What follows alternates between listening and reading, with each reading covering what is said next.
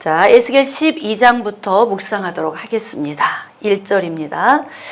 또 여호와의 말씀이 내게 임하여 이르시되 인자야 내가 반역하는 족속 중에 거주하는도다. 여기서 우리가 조금 다시 한번 점검을 하고 좀 지나가야 되겠네요. 갈릴리 바다하고 사해 바다, 북이스라엘과 남유다. 우리가 여기서 이제 공통적으로 느낄 수 있는 건 뭐냐면 북이스라엘이 BC 722년에 아수르에 의하여서 멸망하고 남유다가 BC 586년에 바벨론을 통해서 멸망을 당하는데, 지금 에스겔이 예언의 말씀을 하나님께 받아서 선포하는 시기는 아직 남유다가 멸망하기 전이에요. 그러니까 이렇게 보면 돼요. 1차, 2차, 1차 포로, 2차 포로. 지금 1차 포로, 2차 포로가 바벨론에 가 있어요. 여기 바벨론. 근데 2차 포로에 누가 있었던 거예요? 에스겔이 있었어요. 2차 포로로 끌려갔던 요 시기가 BC 597년이기 때문에 아직 586년이 되기까지는 약 11년이 남았는데, 에스겔은 바벨론에 포로로 끌려가고 5년째 되는 해에 부름을 받았어요. 그러니까 벌써 5년째 되는 해에 말씀 받았지, 6년째 되는 해에 말씀 받고 있죠. 조금 있으면 또 7년째 되는 해에 말씀 받죠. 점점 지금 남유다의 멸망은 가까워 오고 있어요. 근데 우리가 에스겔서 말씀을 묵상하다 보면 예레미야서와 공통적인 부분이 많이 있는 걸 보게 돼요. 사실 에스겔서 그 한 곳만 보면 좀 말씀이 어렵다 이런 생각이 들거든요. 근데 예레미야를 우리가 이제 지나왔기 때문에 예레미야에 기록된 말씀과 에스겔에 기록된 말씀이 거의 공통적이에요. 자, 왜인가 한번 볼까요? 남유다에서는 누가 지금 선지자로 뛰고 있어요? 예레미야가 선지자로 뛰고 있고, 여기에서는 에스겔이 선지자로 뛰고 있어요. 근데 하나님께서 지금 1차, 2차 포로민으로 바벨론에 정착해 살고 있는 그들에게 에스겔을 통해서 말씀을 주세요. 남유다에서는 지금 누가 말씀을 받아서 또 전하고 있어요? 예레미야가. 그러니까 하나님께서는 바벨론에서도 남유다에서도 동시에 당신의 목적을 위해서 함께 지금 일하고 계시는 게 보이는데, 이제 여호와의 말씀이 에스겔에게 이제 임하신 거예요. 근데 반역하는 족속들에게 너희가 지금 거주하고 있다. 그들 가운데 거주하고 있다. 그들은 볼 눈이 있어도 보지 아니하고 들을 귀가 있어도 듣지 아니하나니 그들은 반역하는 족속이민이라. 하나님을 배반하는 것은 어디서 출발하냐면 눈과 귀예요.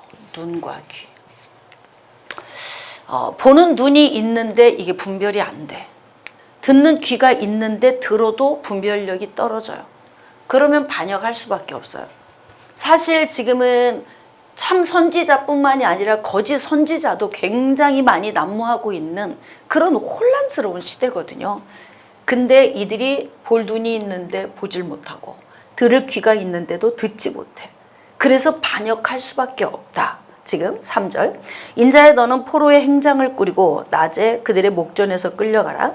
내가 내 처소를 다른 곳으로 옮기는 것을 그들이 보면 비록 반역하는 족속이라도 혹 생각이 있으리라. 약간 좀 상징적인 행위를 지금 요구하고 계시는데, 행장을 꾸리고 끌려 나가는 것을 지금 그 행위로 보여주라는 거죠. 뭘 의미하는 것 같아요? 3차 포로에 대한 예언. 상징적인 행위를 통해서 그걸 예언하게 하기 위한 거예요.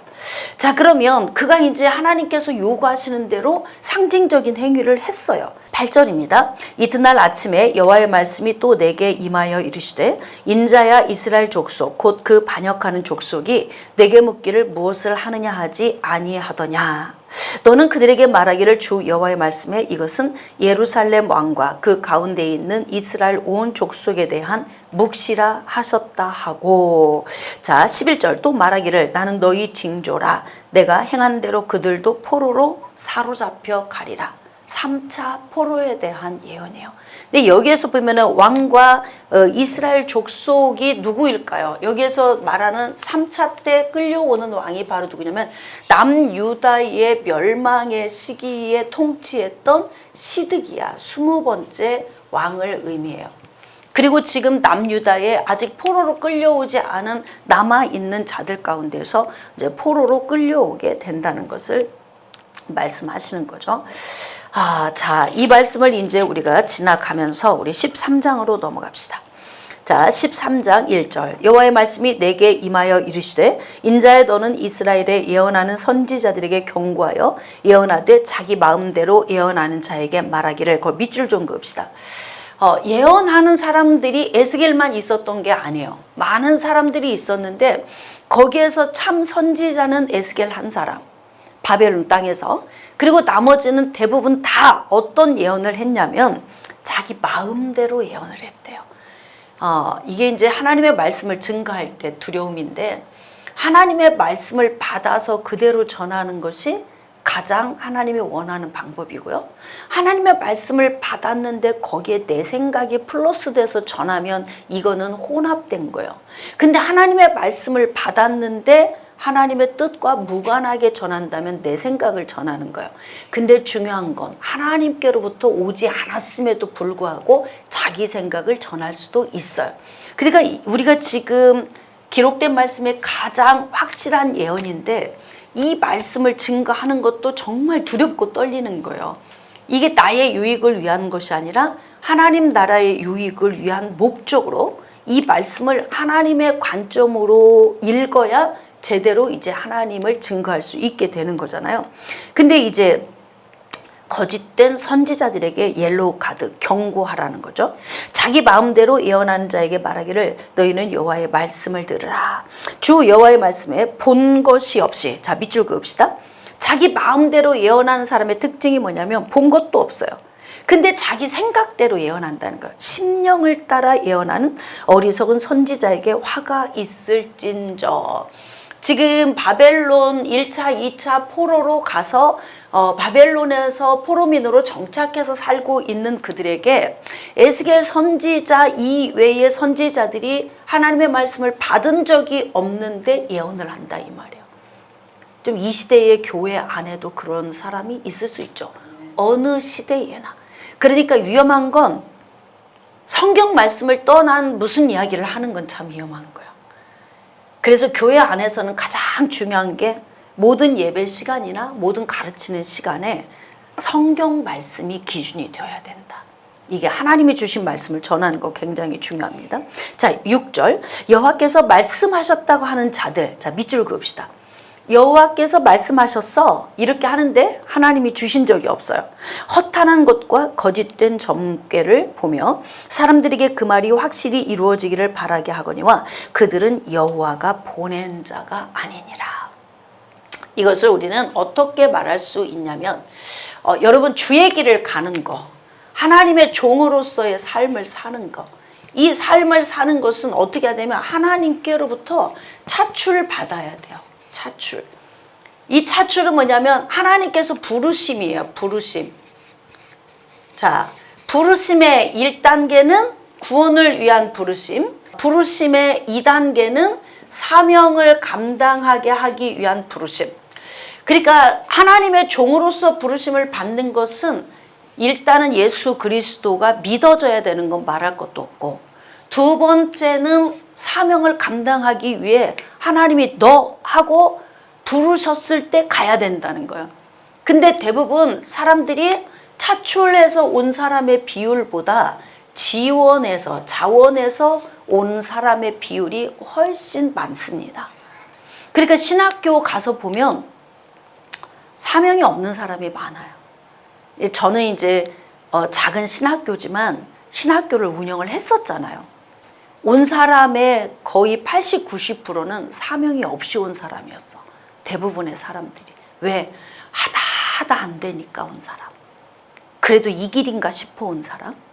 나중에는 이제 주변에 있는 사람들이 그거라도 해봐. 그래서 온 사람. 또 내가 혹시 하나님이 나를 또 쓰시고자 하는데 내가 거역해서 뭔 일이 안 되나? 그래서 온 사람, 여러 가지 이유를 가지고 온 사람들이 많아요. 그냥 단순히 나는 하나님이 부르셨고 나는 이 길을 가야 돼. 나는 복음 전하는 게 불이 타. 이렇게 온 사람이 많지 않았어요. 근데 지금 여기에 보니까 하나님이 안 보냈대. 근데 그렇게 지원병이 많은 거예요. 그래서 각기 자기 말을 해. 하나님이 말씀을 주신 적도 없어. 근데 자기 안에서 자기 생각대로 이제 예언을 했다 이 말이죠. 자, 7절. 너희가 말하기는 여호와의 말씀이라 하여도 내가 말한 것이 아닌즉 어찌 허탄한 묵시를 보며 거짓된 점괘를 말한 것이 아니냐. 그러니까 지금 여호와께서 말씀하십니다. 그러면서 지금 받아서 뭔 예언을 한다고 하지만 차출병은 하나님이 주시지만 지원병은 하나님이 주시지 않는다는 거예요. 자기 생각을 말하는 거예요. 그래서 제가 여러분들에게 어느 시대나 마찬가지예요. 지금 우리가 하나님이 주신 은사를 사용하는 시대에도 예언은 하나님이 주셔야 되는 거예요. 그걸 받아서 전해야 되는 거예요. 그러니까 그 예언은 내가 듣고 싶을 때가 아니고 하나님이 주시고 싶을 때. 근데 하나님이 주시고 싶을 때와 내가 듣고 싶은 때가 딱 맞아 떨어지면 가장 좋겠지. 그렇잖아요. 하나님, 지금 제가 하나님 음성을 듣고 싶어요. 근데 하나님이 그래, 나도 지금 주고 싶다. 그러면 이제 기가 막힌 거지. 금상첨화예요. 그때 듣고 싶을 때 하나님의 음성을 주셨어. 그러면 여러분들이 이렇게 생각할 수 있어요. 예배 시간에 오늘 갈급함으로 왔어.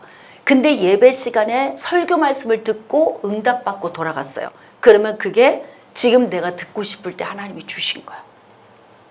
깨닫게 하신 거잖아요. 깨닫는 게 굉장히 중요하단 말이에요. 그래서 이렇게 거짓된 예언을 하는 사람들이 많기 때문에 우리는 어느 시대에든지 분별력을 가져야 될 필요가 있다. 그래서 하나님께서 어떻게 하냐면 그러므로 주 여호와께서 이같이 말씀하셨느니라 너희가 허탄한 것을 말하며 거짓된 것을 보았은즉 내가 너희를 치리라 주 여호와의 말씀이니라. 거짓 선지자를 하나님이 꺾으신다는 거예요. 자, 9절. 그 선지자들이 허탄한 묵시를 보며, 자, 밑줄 그으세요. 허탄한 묵시를 봤대요. 뭔가 이들도 봤어. 그 다음에 거짓 것을 점쳤어요. 내 손이 그들을 쳐서 내 백성의 공회에 들어오지 못하게 하며 이스라엘 족속의 호적에도 기록되지 못하게 하며 이스라엘 땅에도 들어가지 못하게 하리니. 다시 말하면 뭔가 그들이 보기는 봤고 그들이 이렇게 뭐 점을 쳤어. 그래서 뭔가 이야기를 해. 근데 중요한 건 이게 배후에 누가 있느냐. 이게 문제라는 거예요. 여러분, 그래서 이 예언이라고 하는 것은 예언 그 자체에 초점을 두지 말고 예언의 근원에 초점을 둬야 돼. 어디로부터 왔느냐? 지금 하나님이 주셨느냐? 마귀가 거짓된 것을 넣어줬느냐? 그래서 막 헷갈리고 혼란스러워. 여러분, 그러니까 항상 좀 혼란스러운 곳에는 뭐 배후에 좀 좋지 않은 영이 개입하고 있는 거예요. 하나님의 말씀만 들으면 혼란스럽지 않거든요. 근데 하나님의 말씀을 들었는데 정반대의 또 이야기를 하면서 하나님이 주셨다 이래. 그럼 헷갈려 안 헷갈려? 헷갈리죠? 근데 자, 볼까요? 한 분 하나님이 지금 바벨론에 있는 에스겔과 남유다에 있는 예레미야에게 주셔요. 같아요? 달라요? 똑같은 말씀을 주시잖아요. 떨어져 있음에도 지금 같은 시대가 아니에요. 이때 무슨 통신이 있어요? 아무것도 없어. 위성이 발달할 때가 아니잖아요. 그럼에도 하나님은 에스겔과 예레미야에게 바벨론과 남유다에서 각기 한 분 하나님이 말씀하시는데 동일해. 근데 동일한 예언의 말씀이 선포되는 곳에서 다른 예언의 말씀이 선포돼. 근데 하나님이 준 적이 없대요. 헷갈릴까 안 헷갈릴까? 헷갈리지. 마귀는 항상 이렇게 우리를 혼란에 빠뜨린단 말이에요. 자, 10절. 이렇게 칠 것은 그들이 내 백성을 유혹하여 평강이 없으나 평강이 있다 함이라. 평안하다 평안하다 한다는 거지. 근데 지금 앞으로 뭐가 남았어요? 남유다의 멸망이 남았어. 한 걸음 한 걸음 지금 다가오고 있어요. 근데 바벨론에서 예언하는 거짓 선지자들은 평안해. 걱정하지 마. 우리 2년 안에 돌아가. 기억나요? 우리 예레미야서에서 했던? 네, 2년 안에 우리 돌아가. 걱정하지 마. 근데 하나님은 뭐라고 말씀하셨어요? 70년이 돼야 돌아온다. 누구에게? 예레미야 선지자에게 주셨단 말이에요. 그러니까 이게 얼마나 이스라엘 백성들이 헷갈릴 거야. 자, 그래서 우리는 하나님의 말씀을 받을 때나 전할 때나 정말 이게 거짓된 것을 전하지 않도록, 그리고 참된 것을 받도록 우리는 분별력이 있어야 된다는 거죠. 자, 16절. 이들은 예루살렘에 대하여 예언하기를 평강이 없으나 평강의 묵시를 보았다고 하는 이스라엘의 선지자들이니라. 이게 거짓 선지자들의 특징이에요. 하나님이 주신 말씀과 정반대된 그 말을 계속 예언의 말씀이라고 선포하고 있죠. 자, 그래서 23절. 너희가 다시는 허탄한 묵시를 보지 못하고 전복도 보지 못할지라. 내가 내 백성을 너희 손에서 건져내리니 내가 여호와인 줄을 너희가 알리라 하라. 항상 하나님은 어떻게 말씀하시냐면, 하나님은 하나님의 백성들에게 이 징계를 주실 때 항상 같이 주시는 게 있어요. 그게 뭔 줄 아세요? 회복이에요. 회복. 징계의 말씀을 주실 때 회복에 대한 말씀을 같이 주셔. 그래서 제가 여러분들에게 말씀드리는 게, 북이스라엘의 멸망은 하나님과의 분리를 의미하는 게 아니다. 남유다의 멸망이 남유다 백성들과 하나님과의 분리를 말하는 게 아니에요. 결국 이들은 인생의 삶에서 안 해도 될 고생을 하게 되는 거죠. 뭐 때문에? 죄 가운데 살았기 때문에. 하나님을 멀리하고 죄 가운데 살았기 때문에 대가를 치르는 거예요. 그러기 때문에 하나님은 어떻게 하냐면, 매를 대지만 항상 어떻게 한다? 하나님 당신의 계획, 즉 예수 그리스도가 오시는 통로로 이들을 선택했기 때문에 항상 이들을 회복시키는 말씀을 꼭 하나님이 주시는 걸 우리가 알 수 있어요. 예레미야 선지자에게도 회복에 대한 말씀을 계속 주시잖아요. 포로에서 70년 만에 돌아오게 될 것이다. 나는 그들의 하나님이 될 것이다. 그들은 내 백성이 될 것이다. 이렇게 말씀을 주시잖아요. 자, 이제 14장 1절. 이스라엘 장로 두어 사람이 나와 내 앞에 앉으니, 바벨론에서 장로 두어 사람이 에스겔 앞에로 온 거예요. 자, 이때 여호와의 말씀이 임하셨어요.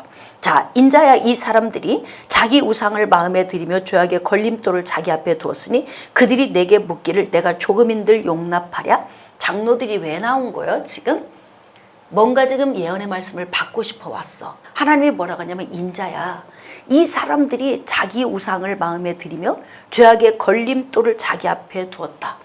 그러니까 결국 하나님을 버리고 우상 숭배하고 살면서도 뭔가 지금 에스겔 앞에 예언의 말씀을 들어보고 싶어서 온 자들이라, 이 말이에요. 4절. 그런즉 너는 그들에게 말하여 이르라. 나 주 여호와가 말하노라. 이스라엘 족속 중에 그 우상을 마음에 들이며 죄악의 걸림돌을 자기 앞에 두고 선지자에게로 가는 모든 자에게 나 여호와가 그 우상의 수요대로 보응. 자, 대가를 치른다. 대가. 보응하리니. 북이스라엘의 멸망과 남유다의 이 멸망은요, 왜 온 거예요? 멸망은 하나님이 징계의 배를 드신 이유가 뭐예요? 바로 범죄, 죄 때문에 그래요. 죄 때문에. 원인이, 멸망의 원인은 죄예요. 죄가 없었다면, 하나님 은혜 안에 그들이 잘 살았다면 북이스라엘과 남유다는 멸망하지 않았을 거예요. 이건 하나님의 특별 계획이 아니에요. 반드시 멸망한다가 아니에요. 그리고 멸망이 정해져 있었다가 아니에요. 이스라엘 백성들이 사는 여부에 따라서 결정된 거예요. 이건 일반 계획이죠. 그러니까 일반적인 이 계획은 어느 때라도 유턴하고 돌아가기만 하면 하나님의 계획이 바뀐단 말이에요. 그러니까 우리가 지금 이 말씀을 듣는 이유는 뭐냐면, 우리 인생의 삶에서도 말씀 안에 살면 복을 주시고, 또 말씀 밖으로 넘어가면 저주를 주신다고 하셨잖아. 그러니까 이 말씀을 우리가 지금 들었어요. 그럼 우린 지금 뭘 해야 되는 거예요? 유턴하고 돌아가서 내가 지금 저주 가운데로 나아가고 있다면 복 가운데로 나아가도록 현재 이 자리에서 돌아서라고 말씀을 주시는 거예요. 그러니까 우리는 지금 이 말씀을 우리의 삶에 비춰보면서 오늘도 나에게 하나님이 기회를 주시는 거다. 이게 단순히 구약에 있는 이스라엘 백성들의 말씀으로 끝나는 게 아니에요. 지금 현재적 말씀으로 우리에게 주시는 말씀이니까 이 말씀을 통해 우리를 비춰보는 거죠. 자, 그래서 죄에서 돌이키면 멸망이 바뀌어. 그래서 다시 회복될 수 있어요. 근데 이들이 유턴하고 돌아가요, 안 돌아가요? 죽어도 안 돌아가죠. 그냥 죽어야 돼. 꼭 이런 것 같아. 난 죽어도 용서 못해. 이런 거. 내가 죽어가면서 용서를 못해. 용서하면 사는데. 쉽게 말하면. 예, 그런 것처럼. 이렇게 인간은 죄와 끈적끈적해서 죄에서 돌이키는 것이 그렇게 어려운 거예요. 이게 이들만의 문제입니까? 오늘 나를 보면서 느껴지지 않아요?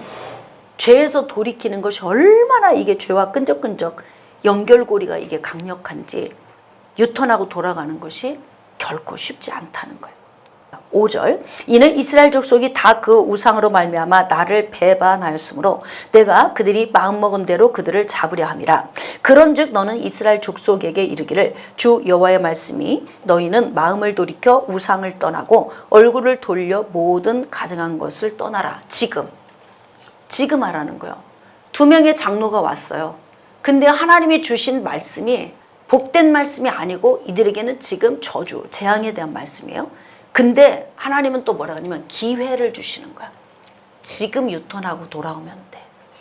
지금까지는 괜찮아.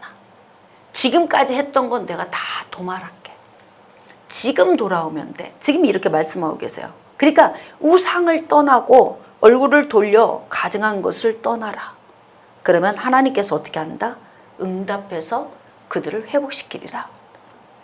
자 10절 선지자의 죄악과 그에게 묻는 자의 죄악이 같은즉 각각 자기의 죄악을 담당하리니 이는 이스라엘 족속이 다시는 미혹되어 나를 떠나지 아니하게 하며 다시는 모든 죄로 스스로 더럽히지 아니하게 하여 그들을 내 백성으로 삼고 나는 그들의 하나님이 되려 함이라. 이거예요. 그들의 하나님이 되려고 하시는 그 하나님의 오래 참으심. 결국은 거짓 선지자들에게 가서 묻는 자라 거짓으로 예언하는 자라 다 같은 거라는 거지. 그래서 각자 자기의 죄악을 담당하게 된다는 거예요. 자 이제 12절 여호와의 말씀이 또 내게 임하여 이르시되 인자야 가령 어떤 나라가 불법을 행하며 내게 범죄함으로 내가 손을 그 위에 펴서 그 의지하는 양식을 끊어 기근을 내려 사람과 짐승을 그 나라에서 끊는다 하자. 자 이제 비유를 들어서 말씀을 주시는 거예요. 이제 가령이라고 이제 만약 예를 들은 거예요. 근데 14절 중요한 말씀이 있어요. 비록 노아, 다니엘, 욥 이 세 사람이 거기에 있을지라도 노아하고 다니엘, 욥이 들었던 그 명칭이 있어요. 그게 뭘까요? 의인이라는 의인. 그러니까 의인이라는 것은 전혀 죄를 안 짓는다. 뭐 죄가 없이 태어난 사람이다. 그런 의미가 아니라 정말 하나님의 말씀의 기준에 서서 살려고 몸부림친 사람이에요. 그런 사람인데 그런 사람들이 있을지라도 그들은 자기의 공의로 자기의 생명만 건진대. 결국 옆에 의인이 있어도 의인은 그 사람 목만 복을 받는 거예요. 그래서 아내를 따라서 천국 가는 것이 아니에요. 남편 따라서 천국 가는 것도 아니에요. 신앙은 각자 지키는 거예요. 네, 그러므로 여기 말씀에 보니까 이제 하나님께서 막 범죄하는 그 어떤 사람들에게 기근을 내리려고 한다고 할 때 노아나 아니면 다니엘이나 욥 이런 사람들이 있어도 이런 사람들은 자기만 건지게 되는 거다. 네. 다른 사람의 치맛자락 붙잡고 못 간다. 결국은 각자의 몫이다. 이걸 말씀하시는 건데 다시 15절 또 가령 내가 사나운 짐승을 그 땅에 다니게 하여 그 땅을 황폐하게 하여 사람의 그 짐승 때문에 능히 다니지 못하게 한다. 자, 비록 이 세 사람이 거기에 있을지라도 나의 삶을 두고 맹세하노니 그들도 자녀는 건지지 못하고 자기만 건져. 그러니까 노아도 다니엘도 욥도 자기만 자녀도 못 건진대. 근데 배우자는 어떻게 건져? 못 건져요. 그러니까 결국 뭐냐면 신앙은 하나님과 나의 1대1인 거예요. 뭐 주변에서 핍박한다고 쓰러져? 나만 손해지. 그래도 내 신앙은 내가 지켜야 되는 거예요. 주변에 있는 사람들이 아무리 만류해도 천국은 내가 하나님 은혜 안에 있어야 내 믿음으로 가는 거예요. 그러니까 주변에 있는 사람들의 도움으로 가는 게 아니기 때문에 그래서 신앙은 타협이 될 수 없다. 내 신앙을 잘 지켜야 할 필요성이 있는 거예요. 17절 가령 내가 칼이 그 땅에 임하게 하고 명령하기를 칼아 그 땅에 돌아다니라 하고 내가 사람과 짐승을 거기에서 끊는다 하자. 칼이라고 하는 재앙이 와요. 근데 다니엘과 욥과 노아 이 세 사람이 있을지라도 나의 삶을 두고 맹세하노니 그들도 자녀는 건지지 못하고 자기만 건지리라. 그래서 자기의 신앙을 돌아봐야 되는 거예요. 가령 내가 그 땅에 전염병을 내려. 지금 하나님께서 계속 예를 들잖아요. 기근이나 사나운 짐승이나 칼이나 전염병 어떤 모양의 재앙을 내릴지라도 그 안에 있는 의인은 자기만 사는 거다. 예, 의인이 다른 사람 데리고 못 간다. 그러니까 어떻게 하라는 거예요? 노아처럼 다니엘처럼 욥처럼 그렇게 하나님의 말씀의 중심에서 의로운 자의 삶을 살아라. 지금 그걸 말씀하고 계시는 거죠. 21절 주 여호와께서 이같이 이르시되 내가 나의 4가지 중한 벌 곧 칼, 기근, 사나운 짐승, 전염병을 예루살렘에 함께 내려 사람과 짐승을 그 중에서 끊으리니 그 해가 더욱 심하지 아니하겠느냐. 결국 그러니까 지금 바벨론에 있는 에스겔에게 하나님이 말씀을 주시는 건 남유다의 멸망에 대한 거잖아요. 칼이나 기근이나 전염병이나 사나운 짐승의 이러한 재앙을 예루살렘에 내리겠다라고 하는 거예요. 그러면 그 가운데에서 노아처럼 다니엘처럼 욥처럼 건짐받는 사람이 있겠죠.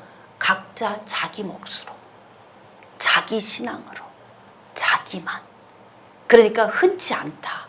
하나님 은혜 안에 들어와서 건짐받을 사람은 많지 않다는 거. 그러니까 성경에서 보면은 항상 그 구원의 확률이 그렇게 확률이 낮아요, 여러분. 우리는 애통해 하잖아. 지옥으로 막 빠져들어가는 사람 보면 애통하고, 복음 전하러 나가서 전도하러 갈 때 예수님 이야기하면 들은 척도 안 하고 막 그 눈빛 사납게 하고 야유하고 지나가는 사람들 보면 우린 너무 안타깝잖아요. 근데 그럴 수밖에 없는 것은 구원을 받을 만큼의 의로운 자가 많지 않은 거야. 마음에 죄가 들어가 있어서 다 이게 악해, 사람이. 그래서 복음을 받아들일 만큼의 선한 사람이 그렇게 없다 이 말이지. 그만큼 죄의 위력이 강하다는 거예요. 근데 우리가 예수 안에 구원받았어. 특권이에요. 우리는 특혜를 받은 거야. 특혜를. 자, 23절 너희가 그 행동과 소행을 볼 때에 그들에 의해 위로를 받고 내가 예루살렘에서 행한 모든 일이 이유 없이 한 것이 아닌 줄을 알리라. 그거 밑줄 그으세요. 절대 하나님은 이유 없이 매를 들지 않습니다. 여러분, 어떤 부모가 자녀가 잘못한 것 없이 매를 드는 사람이 있겠어요? 뭔가 문제가 있을 때 매를 들죠. 그런 것처럼 하나님께서도 예루살렘의 징계를 하시는 이유는 반드시 이유 있어서 매를 들으시는 것이다. 그러니까 원인이 어디서부터 출발한 거예요? 죄에서 출발했다. 멸망이라고 하는 징계는 그러므로 우리가 이제 죄에서 돌이키는 것이 그만큼 이제 중요하다. 자, 16장입니다.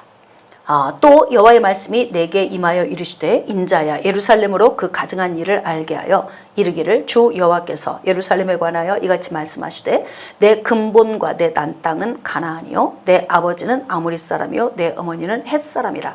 다시 말하면 죄악의 땅으로 하나님께서 애굽에서 이스라엘을 옮겨왔잖아요.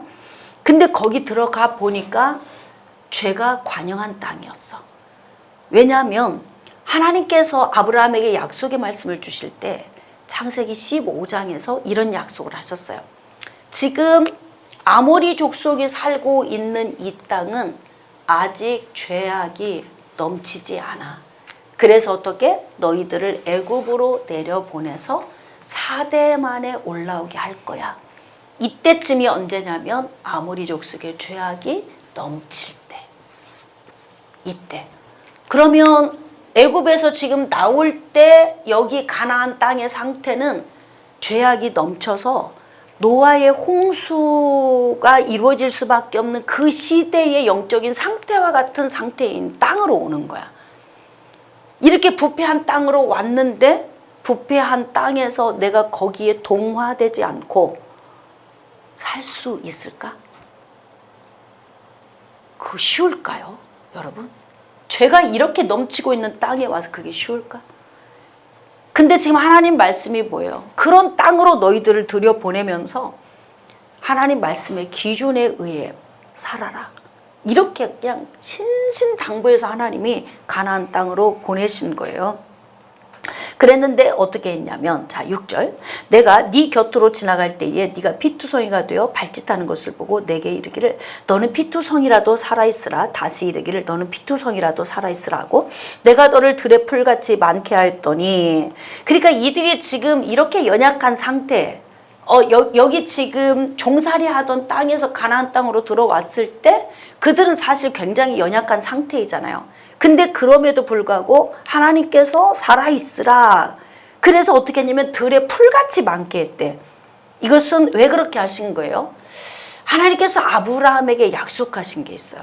그게 바로 뭐냐면 내가 너로 인하여 민족을 이루게 하리라서.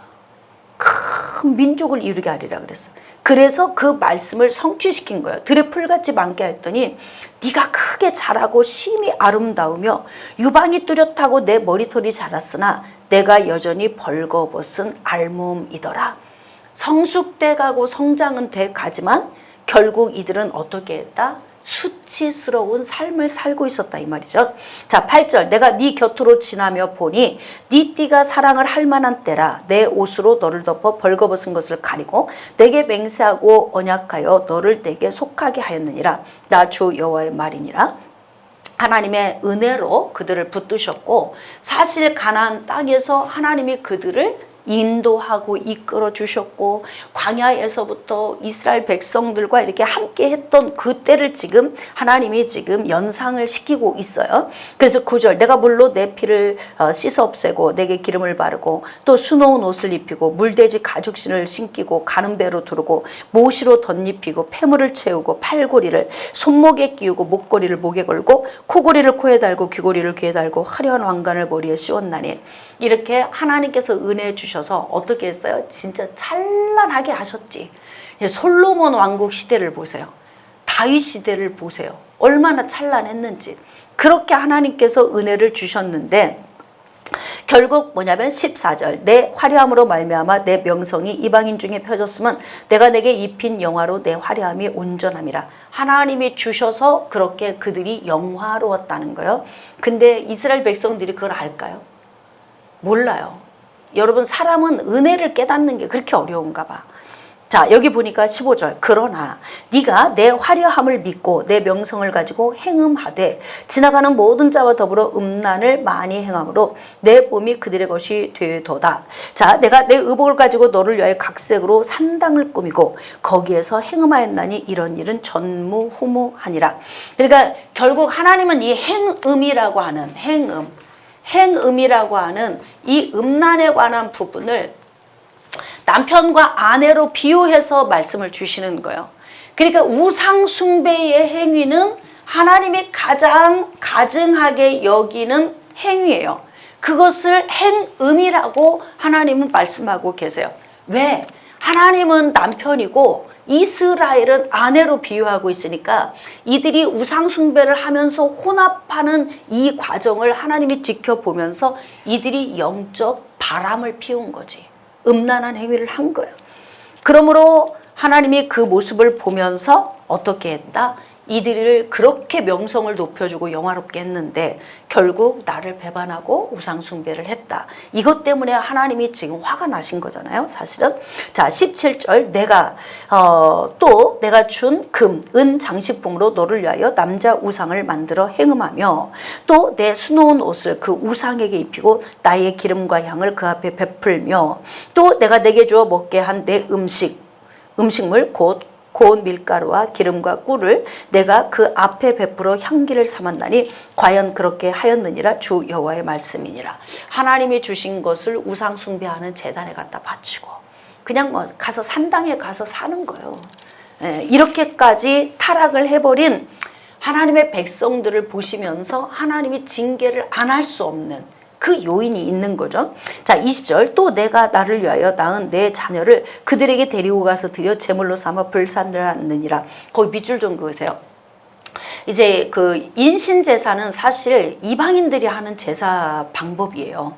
하나님은 인신제사를 원하지 않아요. 근데 이들은 인신제사를 드렸어요. 심지어는 누구? 사사기에 기록된 누구 있어요? 입다. 기억나요? 입다가 딸을 인신제물로 바친 거?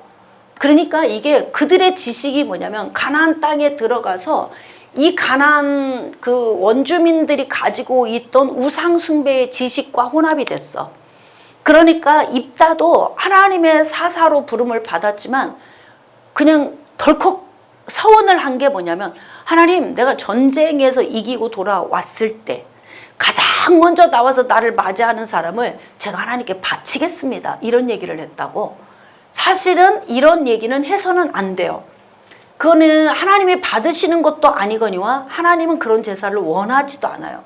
근데 입다는 사사임에도 불구하고 가나안 땅에서 행했던 그 모든 우상 숭배의 습관들이 몸에 절어 있어가지고요. 자기도 모르게 턱 나온 말이에요. 그래놓고 말을 해놓고 어떡하냐면 그걸 이행을 한단 말이에요. 그래서 딸을 인신제사로 바쳤어요. 자, 질문 한번 할게요. 하나님이 받으셨을까요? 굉장히 향기롭다고 하셨을까요? 얼마나 하나님 안에서 분노가 일어나셨겠어. 하나님이 원하지 않지만 인간들은 자기 방식으로 그렇게 열심히 막 주의를 한다고 하는 거야. 근데 하나님이 기뻐하는 방식이 아닌 내 방식으로. 이게 여러분, 그래서 보고 듣는 것, 이게 그렇게 중요한 거예요. 사사가 중요한 게 아니잖아. 사사가 인신제사를 드렸어요. 하나님이 원하지도 않고 기뻐하지도 않는 방식을 드렸어. 그건 왜 그래요? 몸에 배어있는 습관이 나온 거예요. 근데 그 가족들 역시도 그 누구도 거기서 영적으로 깨어서 하나님은 인신제사를 받지 않습니다. 당신이 또는 아버지가 서원한 것은 무효입니다. 이렇게 말한 사람 하나 없었어. 영적으로 그것을 교정해 줄 사람도 없었던 거야. 왜? 다 가나안 땅에 있는 원주민들과 혼합해서 살면서 그들의 지식으로 다 습관이 되어져 있기 때문에 너무 자연스러웠던 거죠. 그러니까 딸도 아버지 저에게 좀 친구들하고 보낼 시간 조금만 주세요. 저도 그냥 인신 제물로 바쳐지도록 준비할게요. 부인도 만류했다. 내용이 없어. 당연했어. 당연했단 말이야. 서원했으면 해야 되는 거야. 이런 거지 그냥. 예? 참, 그래서 이 무지함이 없어도 될 문제를 발생시키는 거야. 그렇게 해서 하나님께 바치고 마음이 편했을까? 가정이 행복했을까요? 부부관계는 좋았을까? 평생 사는 동안 인생의 삶이 뭐 낙이 있었겠느냐 이 말이에요. 자, 그래서 우리가 하나님은 어떤 분인지를 잘 알아야 돼요. 근데 하나님이 지금 뭐라고 말씀하시냐면 자녀를 불 가운데로 지나가게 했대. 그 이야기는 뭐예요? 인신제물로 바쳤던 이방인들의 제사 방식을 하나님의 백성들인 이스라엘이 그렇게 했다는 거예요.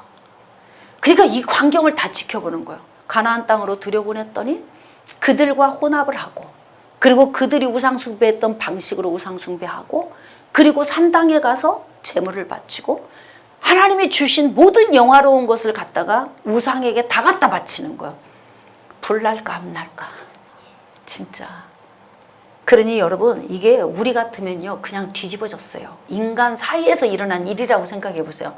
누가 그 광경을 지켜보고 있겠어. 근데 하나님은 지금도 뭐냐면 유턴하고 돌아와. 너희들 그렇게 한 거 내가 다 보고 있었어. 근데 지금이라도 돌아와. 그러니까 포로로 1차, 2차 끌려가고 이제 3차 포로로 끌려올 거다. 근데 지금이라도 유턴하고 돌아와. 지금 기회를 계속 주시잖아. 얼마나 하나님이 인자하시고 노하기를 더디하시는지 아시겠죠? 이게 지금 나의 삶에서 일어난 일이라고 생각해 보세요. 누군가가 내 앞에서 나를 이렇게 배신했다고 해봐. 여러분 참을 수 있으세요? 난 못 참을 것 같아. 못 참을 것 같아가 아니라 못 참아.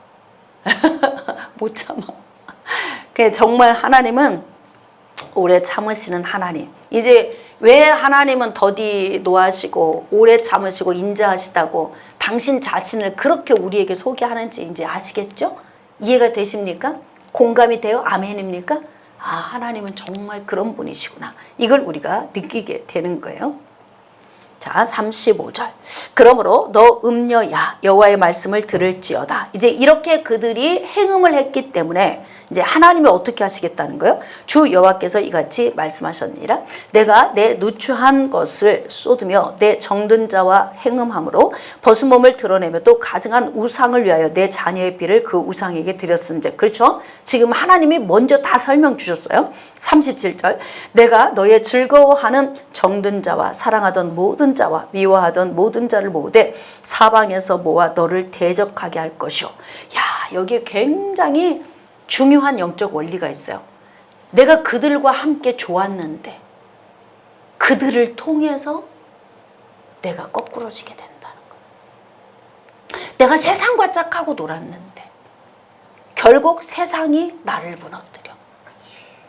내가 죄악된 자와 함께 놀면서 내가 그곳에서 행복을 누렸는데 그것을 통해서 나를 무너뜨린다. 이게 그래서 그들을 통해서 어떻게 한다? 대적하게 할 것이요. 또 내 벗은 몸을 그 앞에 드러내 그들이 그것을 다 보게 할 것이고 수치를 당하게 한다는 거예요. 그러므로 38절 진노의 피와 질투의 피를 내게 돌리고 내가 또 너를 그들의 손에 넘기리니. 이제 뭐 재앙을 이런 방식으로 하나님이 주신다고 말씀하신 거죠. 그리한즉 나는 내게 대한 내 분노가 그치며 내 질투가 내게서 떠나고 마음이 평안하여 다시는 노하지 아니하리라. 하나님이 그렇게 해야 분노가 가라앉으실 것 같다는 거예요. 징계의 매를 대야 그만큼 하나님이 지금 화가 많이 나 계시다. 자, 43절. 내가 어렸을 때를 기억하지 아니하고 그 밑줄 좀 그으세요. 어렸을 때가 언제냐면 연약할 때를 말씀하세요. 그래서 그때 하나님이 어떻게 하셨다는 거예요? 다 보호하시고 하나님께서 먹이시고 영화롭게 하시고 하나님께서 부유함을 주셨는데 그때를 기억하지 않는다는 거예요. 이게 문제인 거예요. 여러분, 원망하는 사람의 특징이 뭐예요? 은혜를 몰라요. 자꾸 기억을 못해. 잊어버려요. 하나님이 주셨던 은혜를 잊어버리는 거예요. 그러니까 우리는 항상 그래서 어떻게 해야 되냐면 은혜를 기억해야 돼. 은혜, 지나온 날들을 쭉 돌아보면서 아, 이때 이렇게 살았구나. 저 때는 저렇게 살았구나. 그때 죽을 뻔했는데 하나님이 살려주셨구나. 현대의학이 있은 이 시대에 태어나서 우리가 지금 장수하고 있구나. 뭐 이런 거 있잖아요. 현대의학 아니었으면 우리 지금 없을걸요, 다. 이 땅에 없을 거예요. 근데 현대의학이 있는 이 시대에 우리를 보내주셔서 우리는 그 혜택을 받고 100세 시대를 우리는 지금 살고 있단 말이에요. 모든 것이 감사, 모든 것이 은혜. 근데 이스라엘 백성들은 잊어버려, 항상. 하나님이 주신 은혜를 잊어버린다는 거예요. 은혜를 잊어버리는 이유가 무엇일까요? 정신이 다른데 팔려 있어서 그래. 그래서 하나님이 주신 그 은혜를 기억할 수 없는 거예요. 그래서 이 모든 일로 나를 분노하게 하였은즉 내가 네 행위대로 내 머리에 보응하리니. 결국 이들이 이렇게 멸망이라고 하는 매를 받는 것은 그들의 행위로 인한 보응이다. 대가를 치르는 것이다. 18장 1절입니다. 또 여호와의 말씀이 내게 임하여 이르시되 너희가 이스라엘 땅에 관한 속담에 이르기를 아버지가 신포도를 먹었으므로 그의 아들의 이가 시다고 하면 어찌 됨이냐. 자, 지금 바벨론의 포로로 끌려간 자들이 하는 말이 있어요. 그게 뭐냐면 아버지가 신포도를 먹어서 지금 내 이가 시린 거야. 이게 뭐예요? 아버지가 죄를 져서 우리가 생고생을 하고 있는 거야. 이렇게 생각하는 거예요. 대부분의 모든 사람은 다 당신 때문에 내가 불행하다고 말해요.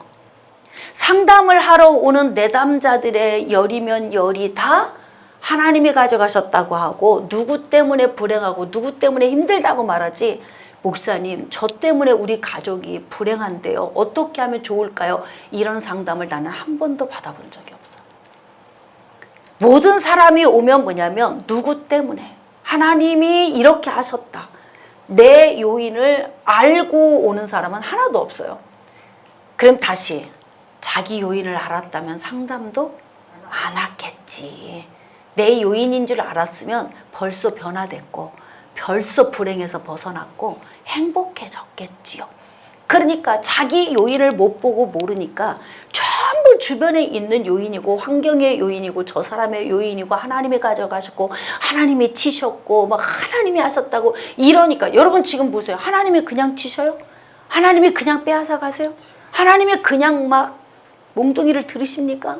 지금 계속 말씀하시잖아요. 너희들이 살아온 삶의 보응이다. 대가를 치르는 거다. 그러니까 지금 내가 힘들다면 나의 지금 현 주소를 점검해 봐야 된다는 거예요. 그래야 어디 꼭 상담자까지 찾아가지 않아도 상담자를 찾아가는 이유는 뭐예요? 실마리 얻어가고 싶어서 오는 거잖아. 왜 그래요 도대체? 왜 이런 문제가 온 거예요? 이거 지금 알고 싶어서 온 거잖아요. 자기 보면 다 보여요. 실마리 다 찾아져. 근데 그게 안 보이는 것이 기적 아닐까요?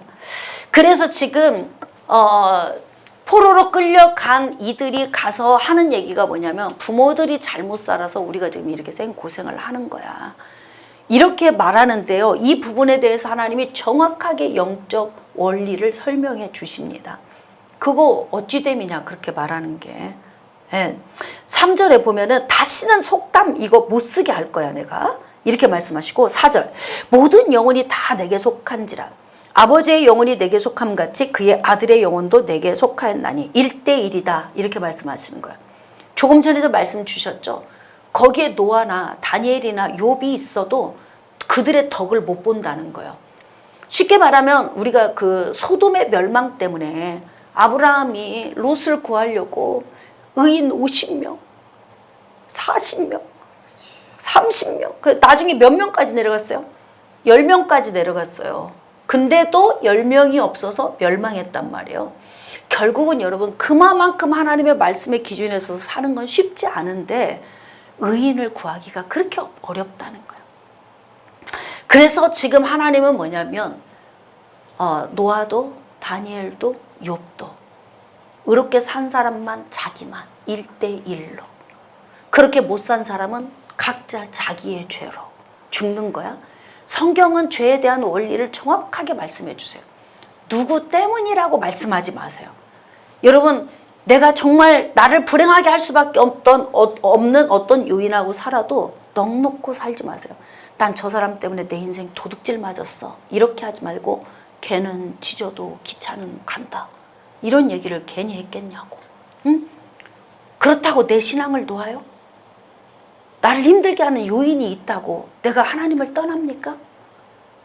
그러니까 내 인생의 삶에 내가 가야 할 길이 무엇인지를 우리가 여기서 지금 이제 정확하게 오늘 잘 설정을 해야 되는 거예요. 자, 이제 중요한 말씀이 있어요.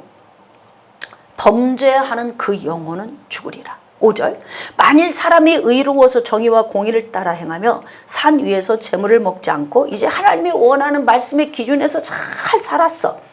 9절에 보니까 내 율례를 따르고 규례를 지켜 진실하게 행할진대 그는 의인이니 반드시 살리라. 의인, 여기에 의인의 개념이 있어요. 의인의 개념. 의인의 개념은 죄를 안 짓는다의 개념. 거짓말을 안 한다? 뭐 남의 걸 훔치지 않는다? 뭐 그런 의미가 아니에요. 의인은 뭐냐면 하나님의 말씀의 기준에서 그 말씀대로 순종하고 사는 자가 의인이라고 여기 나와 있잖아. 응? 여기 보니까 내 율례를 따르고 내 규례를 지켜 진실하게 행할진대 그는 의인이니. 의인이니. 그래서 우리가 야고보서에서도 야고보가 말하는 믿음과 행함의 관계성 속에서 너 믿음이 있어? 그러면 행함으로 믿음을 좀 확증시켜 줘봐. 그 행함이 착한 일이 아니라고 제가 말씀을 드렸어요. 지난주에. 그럼 그 행함이 뭐라고 그랬어요? 하나님의 말씀대로 사는 것이다. 아멘. 선하고 착한 일의 행함과는 다른 거죠 이게? 구분이 되시나요? 그래서 하나님은 항상 기준을 어디에 두냐면 하나님의 말씀의 기준에 두는 거예요. 그래서 신명기 28장에 너희가 내 말씀을 지켜 행하면 복을 받고 들어와도 복을 받고 나가도 복을 받고 떡반죽 그릇이 복을 받고 광주리가 복을 받고 들에서도 복을 받고 집에서도 복을 받고 막 우양의 새끼가 복을 받고 막 계속 다 복을 받는다잖아. 근데 복을 받는 그 비결이 뭐라고 그랬어요? 의인의 삶을 살아야 돼. 말씀을 지켜 행하는 거. 근데 그렇게 산 사람은 반드시 산대. 의롭게 산 사람은. 10절 가령 그가 아들을 낳았다 하자 그 아들이 이 모든 선은 하나도 행하지 않고 완전히 하나님의 말씀에서 벗어난 삶을 살아요. 그러면 어떻게 하느냐? 13절 후반부 자기의 피가 자기에게로 돌아가리라. 자, 지금 이제 아버지와 아들에 대해 기록하고 있어요. 그러니까 아버지가 아무리 의롭게 살았어도 아들이 악하게 살면 아버지의 덕을 볼 수 있다 없다? 없다. 악하게 산 사람 자기의 몫을 자기가 받아가는 거예요. 각계전투인 거예요. 네? 그러므로 어떻게 하냐면 각자 1대1로 심판을 받는 거예요.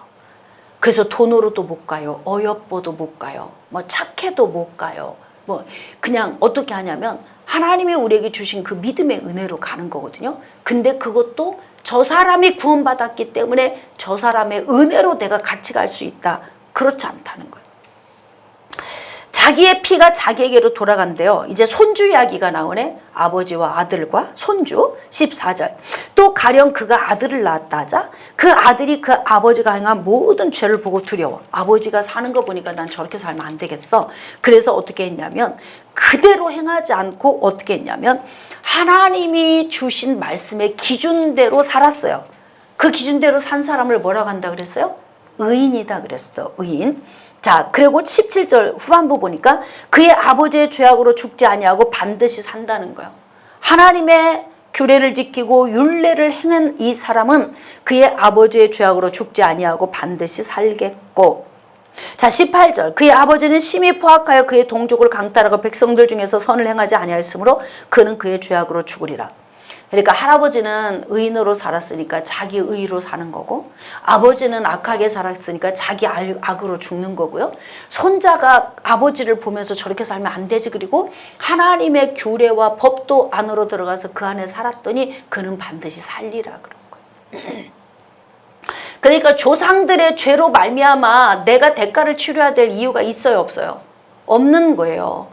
부모님이 무당이었어도 상관없어요. 내가 예수 안에 들어오면 끝난 거예요. 깨달아지십니까? 뭐 할머니가 할아버지가 우리 조상이 뭐 다 우리 부모 세대는 전부 다 불교와 유교 문화권에서 살았잖아요. 그러니까 다 우상 숭배하고 점쟁이 찾아가고 무당 데려다 굿하고 다 그런 삶 살았다고. 그러나 우리가 예수 안에 들어와서 영원한 생명 얻고 난 후에 우리는 거기에서 다 차단되고 분리가 된 거예요. 저주가 내려오지 않아요. 저주는 각자 1대1이에요. 내가 믿었고 부모가 안 믿으면 부모는 어쩔 수 없어. 가슴 아프지만 지옥 가는 거예요. 할렐루야. 그러므로 내가 내 신앙을 잘 지키는 거 굉장히 중요합니다. 자, 19절. 그런데 너희는 이르기를 아들이 어찌 아버지의 죄를 담당하지 아니하겠느냐 하는도다. 그러니까 결국 뭐냐면 아버지의 죄 때문에 우리가 지금 포로로 끌려온 거야. 근데 하나님은 뭐라 그래요? 아니, 네 죄 때문에. 각자 네 죄 때문에. 부모의 죄도 부모의 죄는 부모가 다 각자 담당한 거고 너희들이 지금 포로로 끌려온 거 다 너희들 각자의 죄 때문에 그래. 그러니까 결국 사람은 누구만 못 봐? 자기만 못 보는 거예요. 다른 사람은 다 보이는데 자기만 안 보이는 거예요. 그러니까 나는 괜찮은 것 같아. 근데 이 고생을 하는 이유는 뭐야? 부모들이 잘못 살아서 그래. 이렇게 말하는 거예요. 부모가 가난하게 살고 부모가 노비로 살았어도 자식이 열심히 공부하면 가문을 일으켜요. 맞죠? 그렇기 때문에 우리는 어떻게 해야 되냐면 우리가 신앙 안에 들어왔으니까 부모의 핑계 댈 것도 없고 뭐 우리 조상이 어쨌네 뭐 가문이 이런 얘기 할 필요도 없어요. 내가 주님 앞에 온전히 서서 복을 받아야 돼. 내가 복 받을 사람이 돼야 되는 거예요. 자, 그러면서 이제 하나님이 주십니다. 자, 20절. 범죄하는 그 영혼은 죽을지라. 아들은 아버지의 죄악을 담당하지 아니할 것이요 아버지는 아들의 죄악을 담당하지 아니하리니 의인의 공의도 자기에게로 돌아가고 악인의 악도 자기에게로 돌아가리라. 여기다 밑줄을 긋고 신명기 24장 16절 이렇게 기록하세요. 신명기에 주신 말씀, 하나님께서 모세에게 주신 말씀 중에 아버지는 아들의 죄로 말미암아 죽임을 당하지 않고 아들은 아버지의 죄로 말미암아 죽임을 당하지 않는다. 각자 자기 죄로 말미암아 죽임을 당한다. 이게 구원론의 기본 토대입니다. 구원론의 기본 토대예요. 이거 말씀 없애버리면 어떻게 되냐면 연옥설도 만들어낼 수 있어. 그래서 부모가 돌아가시면 연옥에 가서 중간 처소에서 대기하고 있다. 근데 여기에서 자손들이 예를 들면 뭐 헌금을 많이 하거나 이렇게 하면은 연옥에서 이제 지옥으로 가야 되는데 거기에서 천국으로 갈 수 있다. 예를 들면 이런 걸 만들어대. 근데 성경을 볼 수 있어야지. 중세 시대에는 성경이 있나? 성도들이요? 그러니까 그냥 주교들이 가르치면 그게 정답이었던 거야. 그러니까 그냥 눈 뜨고 코 베어가기 아주 쉬운 거였죠. 그래서 어떻게 하냐? 우리가 맹인이 되면요, 그냥 구덩이로 빠지는 거예요. 그래서 성도들이 굉장히 똑똑해져야 돼. 깨달아지십니까? 영적 깊이를 더 많이 알면 좋겠지만 영적인 세계는 육신의 눈으로 볼 수가 없어서 자칫 어둠이 속이고 열어줄 수 있는 영역이라 그 영역은 굉장히 조심스러운 영역이에요. 그래서 우리가 하나님의 말씀을 기준에 두고 삶을 사는 것을 자꾸 터득하는 거 이거 굉장히 중요합니다. 자, 24절. 만일 의인이 돌이켜 그 공의에서 떠나 범죄하고 악인이 행하는 모든 가증한 일대로 행하면 살겠느냐? 그가 행한 공의로운 일은 하나도 기억함이 되지 아니하리니 그가 그 범한 허물과 그 지은 죄로 죽으리라. 그러니까 죄는 항상 어떻게 달아보냐면 현재적으로 달아보는 거예요. 현재적으로. 어제까지 정말 너무 잘 살았어, 의롭게. 근데 오늘 타락했어. 그러면 어제까지 잘 산 것은 기준에 안 들어간다 이 말이에요. 지금 현재가 중요하다는 거예요. 그러니까 어제까지 악인으로 살았다가 지금 현재 유턴하고 돌아왔어요. 그러면 하나님이 지금을 귀하게 보신다는 거야. 그 기준을 우리에게 말씀해 주시고 있어요. 자, 25절. 그런데 너희는 이르기를 주의 길이 공평하지 아니하다 하는도다. 왜 그럴까요? 하나님을 아는 지식이 없으니까 자꾸 하나님에게 불평불만하는 거예요. 하나님 불공평해요. 불공평해요. 어떻게 이러실 수가 있으세요? 이런 거 똑같은 거예요. 그러니까 어떻게 우리를 지금 이렇게 포로로 끌려오게 하시는 거예요. 그리고 지금 에스겔 선지자는 계속 남유다가 멸망한다고 하는데 도대체 우리 부모들이 잘못한 것 때문에 우리가 왜 이런 수모를 겪어야 하는 거예요. 이렇게 이들이 말을 한다는 거지. 그러니까 얼마나 답답하고 한심해요. 어떻게 이렇게 생각하고 있다면 이들이 회복될 가능성이 있을까요? 살아날 가능성이 있겠어요? 없죠. 그러니까 하나님의 하시는 모든 일들이 불공평해 이렇게 이야기를 한다는 거잖아요. 이스라엘 족속들아 들을지어다 내 길이 어찌 공평하지 아니하냐 너희 길이 공평하지 아니한 것이 아니냐. 우리가 살아온 삶을 봐야 하나님을 원망하지 않는 거예요. 26절. 만일 의인이 그 공의를 떠나 죄악을 행하고 그로 말미암아 죽으면 그 행한 죄악으로 말미암아 죽는 것이요 악인이 그 행한 악을 떠나 정의와 공의를 행하면 그 영혼을 보전하리라. 자, 그러므로 굉장히 중요한 말씀이 있어요. 28절. 그가 스스로 헤아리고 그 행한 모든 죄악에서 돌이켜 떠났으니. 돌이켜. 여기서 돌이켜 보면은 그 또 신약 성경에 또 둘째 아들 사건이 생각나잖아요. 돌이켜 내가 아버지 집으로 가리라. 내가 쥐업 열매 먹다가 이러다가 굶어 죽겠구나. 이렇게 해서 돌이켜 돌아갔던 둘째 아들에 대한 기록이 또 있죠. 그러니까 성경은 항상 우리에게 지금 뭘 주냐면 죄의 본성을 가지고 있는 인간들은 죄와 무관하게 살 수가 없어요. 그래서 어떻게 하냐면 지금 항상 돌이키라. 예, 하나님께로 돌이켜 와라. 그것을 우리에게 주시는 거예요. 자, 29절.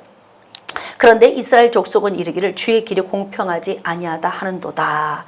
예, 잘못된 지식 때문에 하나님을 오해하고 있는 거죠. 30절. 주 여호와의 말씀이니라 이스라엘 족속아 내가 너희 각 사람이 행한 대로 심판할지라. 자, 밑줄 그으세요. 각 사람이 행한 대로. 이게 심판의 기준이에요. 심판의 기준. 각 사람이에요. 너희는 돌이켜 회개. 자, 밑줄 그으세요. 거기 회개하라고 하죠. 모든 죄에서 떠날지어다. 자, 31절. 너희는 너희가 범한 모든 죄악을 버리고 마음과 영을 새롭게 할지어다. 이스라엘 족속아 너희가 어찌하여 죽고자 하느냐. 그러니까 지금 하나님이 에스겔 선지자를 통해서 예언의 말씀을 주시는 목적이 뭔지 보이죠? 무엇인 것 같아요? 여러분이 좀 결론을 내려보실래요? 시작, 돌이켜, 유턴이에요. 유턴. 예. 오늘도 우리가 이 말씀을 받으면서 우리 마음을 다시 한번 또 다지고 우리 삶을 돌이켜보면서 하나님 유턴하고 돌아가겠습니다. 예, 이렇게 결단하는 시간이 돼야 된다는 거죠.